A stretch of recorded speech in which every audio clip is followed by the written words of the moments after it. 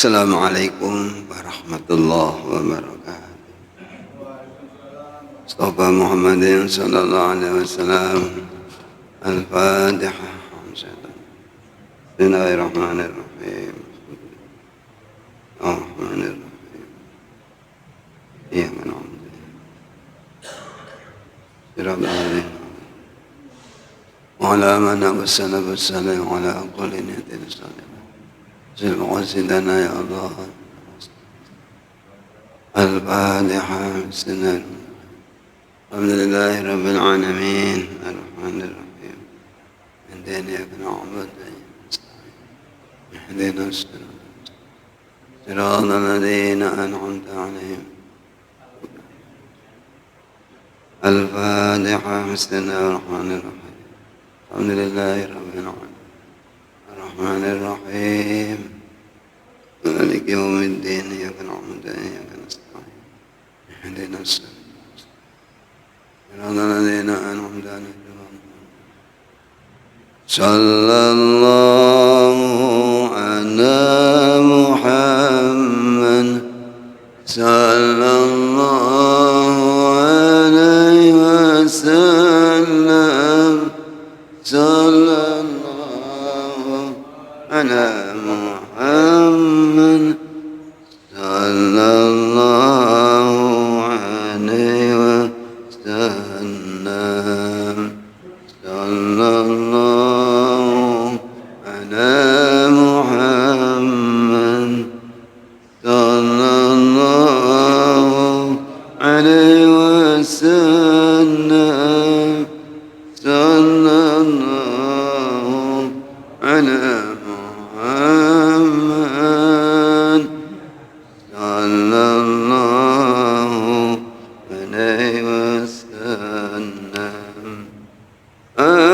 شمس أنت بدر أنت نور فوق نوري. أنت شمس أنت بدر أنت نور فوق نوري. أنت إكسير أغني أنت مصباح صدوري. صلى الله على محمد صلى الله عليه وسلم. صلى الله على محمد صلى الله عليه وسلم. يا حبيبي يا محمد يا عروس الخابقين.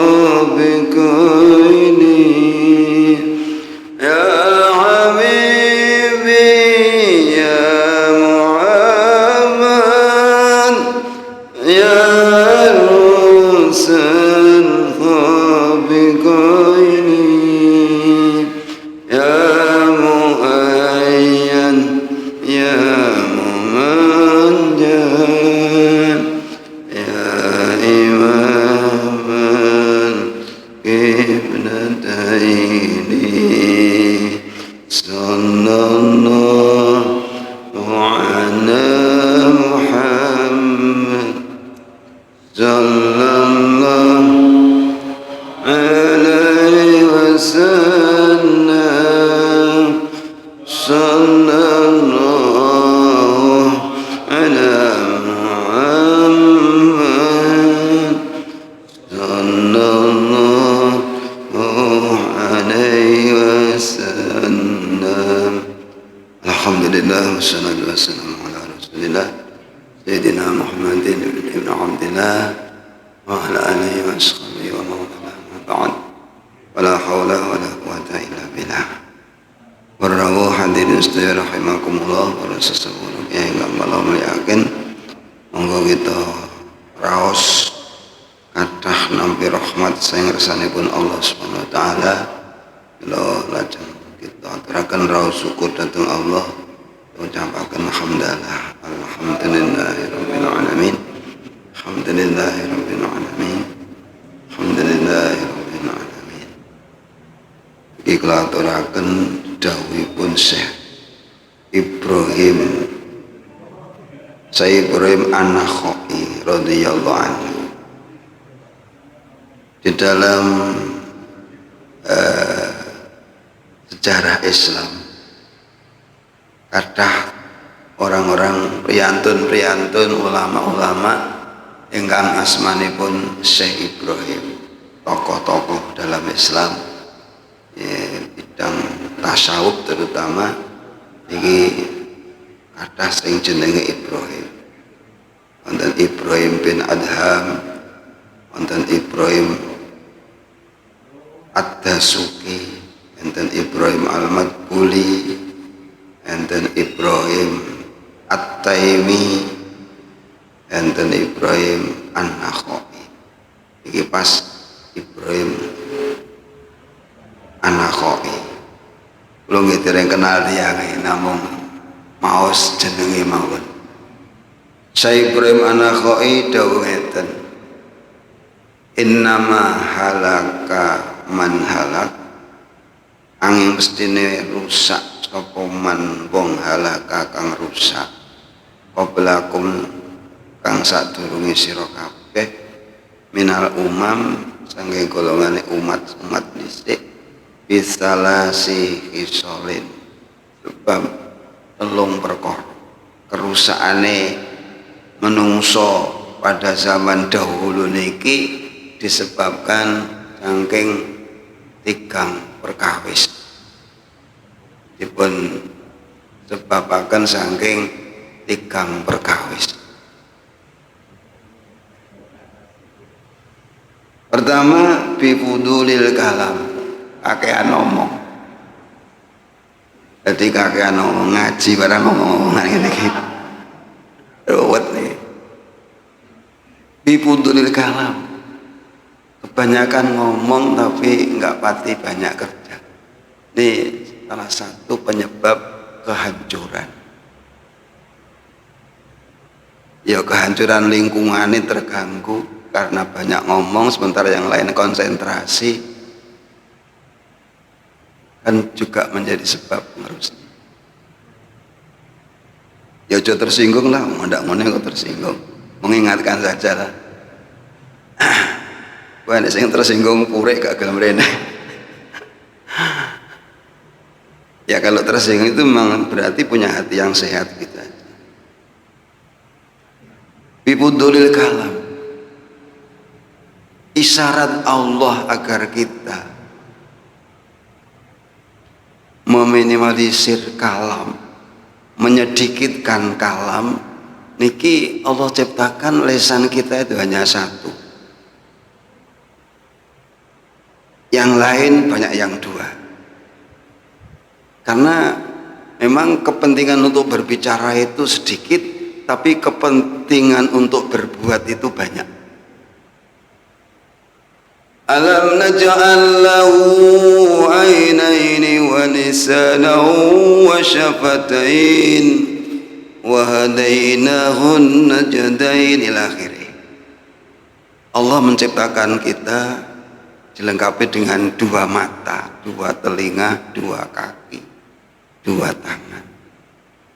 Maksudnya ketika Allah menciptakan kula panjenengan dilengkapi dengan dua mata agar kita itu banyak memandang kemudian bisa menyerap, bisa mengambil sebuah pelajaran, bisa menyimpulkan sesuatu yang sedang kita pandang. Ini ada apa, bagaimana solusinya, yang jadi masalah apa, itu tahunya ketika kita memandang. Maka fungsikan mata ini untuk memandang dan kemudian menganalisa dari apa yang kita pandang. Karepe ngono, dipate kula jenengan kalih biar banyak belajar dari apa yang kita pandang. Allah ciptakan untuk kita sekalian dua telinga, maksudnya juga kita harus banyak mendengar, terutama orang-orang yang dipercaya untuk mengatur manusia, untuk mengatur masyarakat, mengatur bangsa, mengatur negara, mengatur pemerintahan. Ini pasti harus banyak mendengar bagaimana suara rakyat, bagaimana suara mereka, kritikan mereka, tuntutan mereka. Jangan kemudian mendiam, menutup telinga tanpa menghiraukan mereka yang bersuara. Yang penting karepe dhewe. Ini tentu tidak seperti itu. Makanya Allah membuatkan kita dua telinga agar kita bisa mendengar sebanyak-banyaknya dan kemudian bisa menyimpulkan dari apa yang kita dengar. Ya awake iki pengene dirungokne gak pati gelem ngrungokne. Manusia itu cenderung kepengene dirungokne tapi gak gelem ngrungokne. Padahal ngrungokne iki ya penting.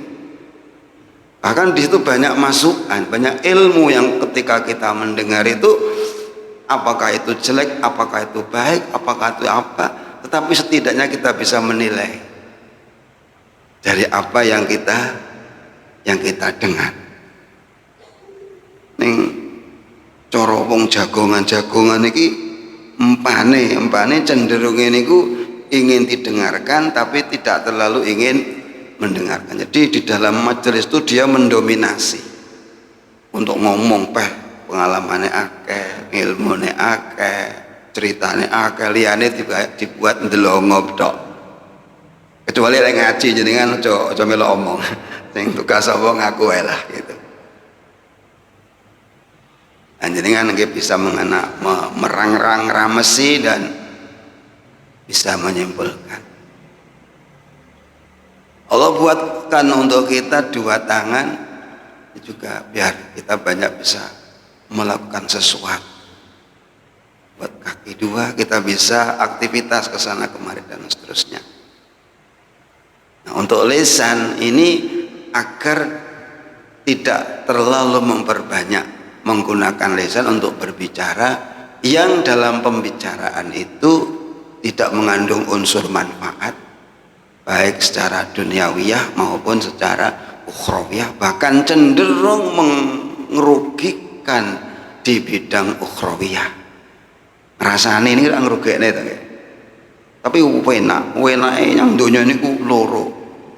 Telu nek gak salah. Ngukur gudik iki enak karo ngrasani. Omongan nek ngrasani jan rumangsa kono gak ngerti waktu. Ngaji mbane kerih gak kerasan Pak. Sing satu saya lupa. Udhulul kalam ini termasuk penyebab kehancuran. Jadi kan rumah tangga ngomong tok gak nyambut gawe, ya omong kan. Oh ini banyak, kupasannya banyak. Yang dimaksud udhulul kalam, kalam yang berlebihan, ucapan yang berlebihan adalah ma la khairu fi iddin wa dunya. Sesuatu ucapan yang tidak ada kebaikan, nggak ada manfaat di bidang duniawi, apalagi di bidang agama. Itu kita mesti harus hindarkan. Omong-omongan sing ra ngentukne dhuwit, ya ora ngentukne ganjaran wi tinggalan. Ngetupyuk renek manfaate wi ngentek-ngenteki umur, ya ngentek-ngenteki sarapan. Nek nggih jagongan gampang luwe. Ngentek-ngenteki sarapan. Ya ngentek-ngenteki rokok. Biasanya nek karo ngomongi mesti karo bah rokoke dhewe. La khairu fi dunya, ing dalam persoalan duniawi ya gak ada manfaatnya. Memberi pengarahan begini begitu tentang apa, tentang kerja, tentang apa, ya ndak ada. Itu omongan yang musbro, laghun, muspro tanpa guna. Bahasane wong desa omong kelobot. Ngerti omong kelobot? Iki renek kelobot Mas. Omong kelobot iki krosak ngono tok. Sik enek apa-apane. Tidak ada manfaat dari sisi agama, nggak ada pahala, nggak bersifat amar ma'ruf, nggak bersifat zikir, nggak bersifat mau'izah dan seterusnya, tidak ada. Nah, itulah satu kalimat yang hanya menambah daftar hisab kita. Kita harus mengatakan yang kita katakan itu adalah ada pertanggungjawaban kita nanti dihitung sebagai amal. Ucapan itu sebagai amal, sedangkan amal itu semua tertulis. Kita akan malu ketika daftar buku kita ini ternyata banyak tertulis ucapan-ucapan yang tidak ada artinya. Itu mengurangi kesempatan untuk mengatakan yang baik, karena waktunya habis digunakan untuk berkata yang tidak manfaat. Gilirane zikir gampang kesel, mergo kadung kesel ilate digawe banyak ngomong. Golongane zikir males, golongane maca Quran males, mergo ilate wis kesel nalika digawe ngobrol. Dan ini dawuh Syekh Ibrahim At-Taimi. Ya, mungkin kalau dengan bisa memanage, membatasi ucapan-ucapan, mesti kita harus perhitungkan sekiranya kita ngucap itu ada manfaat atau tidak. Karena mukmin itu akalnya di depan lesannya. Kalau orang munafik akalnya di belakang lesan. Yang penting ngomong, enggak ambil resiko nanti apa jadinya. Itu sifat orang munafik. Kalau sifat orang mukmin ada perhitungan. Sebelum kita bicara dipikir, itu artinya akal di depan lesan. Sebelum berkata dipikir, dipertimbangkan. Kalau munafik asal bicara, resiko petung belakang. Maka banyak kasus-kasus yang ditimbulkan dari ucapan yang tidak bertanggung jawab, bisa menjadi bentrok satu dengan yang lain, jadi onar di mana-mana hanya karena sebuah ucapan yang kemudian menjadikan kesalahpahaman. Pertama nih, nomor kali materi ringan-ringan tapi sajane ya abot juga. Bifuduri to'am, pakaian panganan itu unsur perusak sebenarnya. Di fudulu to'am, pakaian panganan.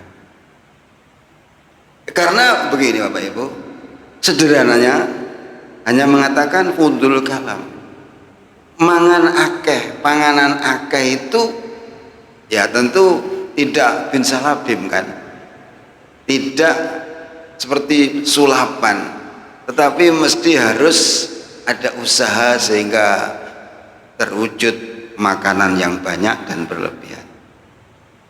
Nah, usaha ini kadang-kadang diwarnai dengan berbagai penyelewengan di dalam mendapatkan hasil untuk memperbanyak makanan. Gampangane panganane iso duwe panganan akeh, kadang-kadang duweke enggak bener, duweke enggak halal, hasil korup, hasil lek ngapusi. Mergo dituntut oleh makan yang banyak sementara hasilnya pas-pasan, tapi dia hobinya makan banyak, makan enak, sehingga akhirnya wal kedual sing penting mbok terus gitu. Iki fudulu ta'am. Fudulu ta'am yang dimaksud adalah malayu'inu, makanan yang tidak mendukung untuk pelaksanaan ibadah. Panganan sing gak mendukung pelaksanaan ibadah. Maksudnya lek awake dahar ben kuat ibadah itu artinya tidak termasuk udulut to'am. Tak ngombe kopi ben iso melek, ben kuat zikir, ben kuat tahajud. Lah ini panganan sing barokah itu panganan. Makanya sebaik-baik makanan itu panganane wong sing takwa dipangan karo wong sing takwa. Sing wae panganan wonge takwa Allah, terus sing mangan akhirnya ya digawe nglakoni takwa Allah. Itu sebaik-baik makanan. Ya muga-muga kula njenengane termasuk sing diharani sing apik-apik. Kok nalika dahar awake dhewe ya empane ya rada mundak kuat lek ibadah. Kok sikil iki gak iso ngadeg nek gak wetenge. Nek gak wetenge enek isine, gak wareg gak enek isine. Nek wareg malah lumpuh.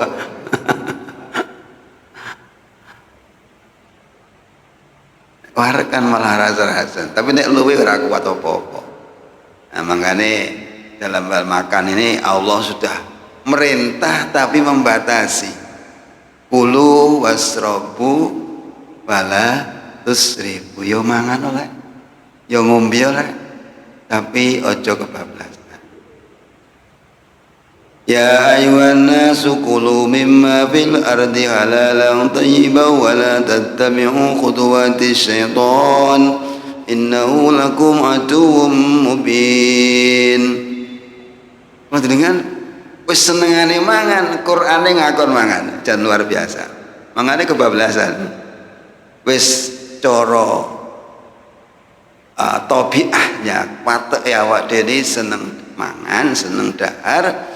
Quran juga menyerukan, wahai manusia, makanlah apa yang di bumi ini yang halal, tapi halal tur enak. Halalane didhisik nang enak ayat niki. Gak syukur enak masih gak halal enggak, tapi ada dua syarat, halalan thayyibah. Saya yakin yang halal pasti enak, tapi yang enak belum tentu halal. Yang halal pasti enak, yang enak belum tentu halal. Ya ayuhan nasu kulu mimma fil ardi halalan thayyiban wa la tattabi'u khutuwati syaitan.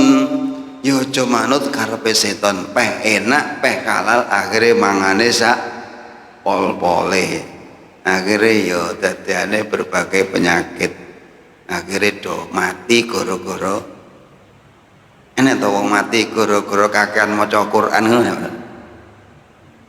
Sing akeh mati gara-gara kakean mangan. Mergo kena diabetes. Diabetes itu mergo kakean mangan apa kakean tahajud? Tahajud itu membawa kesehatan. Nek kakean mangan membawa kepenyakitan.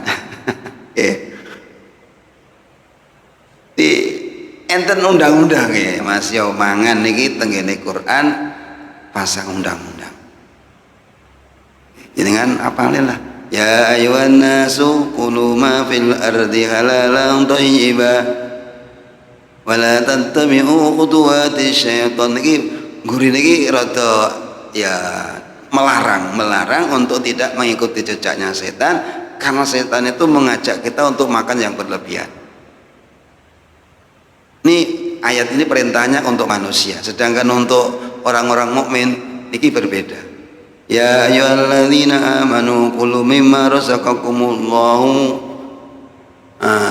washkurullaha in kuntum mu'minin. Alillah.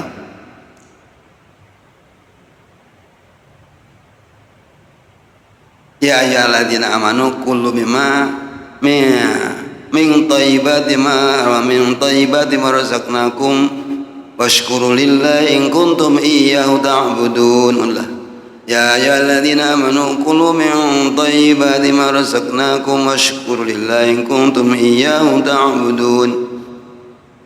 Kalau orang mukmin ada perintah untuk bersyukur. Jadi makanlah yang enak-enak dari apa yang kamu miliki, rezeki yang Allah berikan pada kamu, washkurulillah, dan berterima kasihlah kamu kepada Allah. Nek wong mukmin mergane ngerti syukur, nek manusia secara umum gak pati ngerti syukur. Mengane diperintah ojo manut setan. Ndak diperintah untuk bersyukur tapi dilarang manut setan. Kok nek setan iku kenal wong-wong iki masih iman, gak iman iki kenal karo setan. Tapi nek syukur gak pati kenal. Sing kenal syukuri rata-rata kita yang mukmin begitu. Makanya enak perintah wasykurulillah in kuntum iyyahu ta'budun. Mugi-mugi kula jenengan ya iso dahar, ya dahar sing iso nyehatne awak, tur iso numbuhne kekuatan untuk beribadah, dan beribadah ketika kita habis makan adalah bentuk syukur datang ngersanipun Allah Subhanahu wa taala. Mugi-mugi kula jenengan terselamatkan dari unsur-unsur yang menghancurkan kita. Allahumma amin. Katen kirana ngapunten. Al-Fatihah. Bismillahirrahmanirrahim.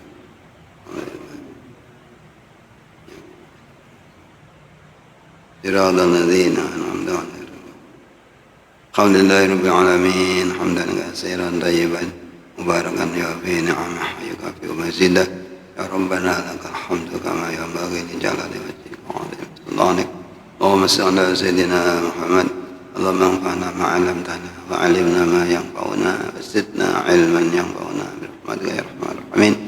Rabbana atina fid dunya hasanah wa fil akhirati hasanah wa qina 'adzabannar. Rabbana taqabbal minna innaka antas samiul 'alim wa tub 'alaina innaka antat tawwabur rahim. Sallallahu ala sayyidina Muhammadin walhamdulillahi rabbil alamin. Taqabbal doa istighfar.